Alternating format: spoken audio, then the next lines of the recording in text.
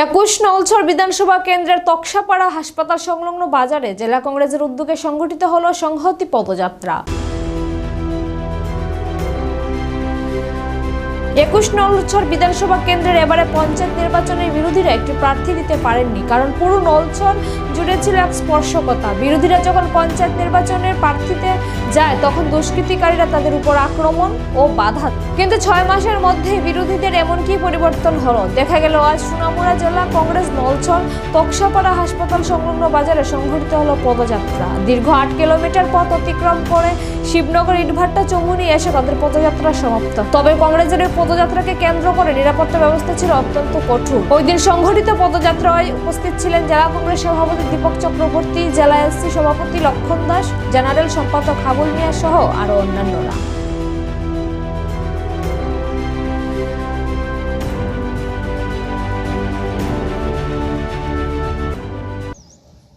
যে জাতিতে জাতিতে ধর্মে ধর্মে বিভিন্ন সম্প্রদায়ের মধ্যে যে চিরাচরিত শত শত বছর যাবৎ যে সাম্প্রদায়িক সম্প্রীতি, সেই সম্প্রীতিকে বিনষ্ট করার জন্য শ্রেণী বিভাজনের মাধ্যমে দেশের মধ্যে জাতে জাতে যে হিংসা এবং দেশ এবং ঘৃণা ছড়ানোর যে প্রচেষ্টা নিয়েছে, সেই প্রচেষ্টাকে নস্যাৎ করার জন্য দেশের অখণ্ডতা, দেশের সার্বভৌমত্ব, দেশের সংবিধানের মর্যাদাকে অক্ষুণ্ণ রাখার জন্য আমরা আজকে এই সংহতি পদযাত্রার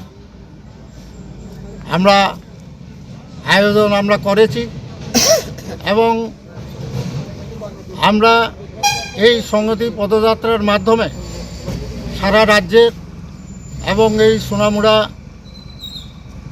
জেলাতেও আমরা মানুষের ব্যাপক সাড়া এবং সহানুভূতি পাচ্ছি এবং আমার বিশ্বাস যে আগামী দিনে এই রাজ্যে এবং দেশে সাম্প্রদায়িক সৌহার্দ্যকে বজায় রাখার জন্য আমাদের এই পদযাত্রা একটা বিশেষ ভূমিকা গ্রহণ করবে।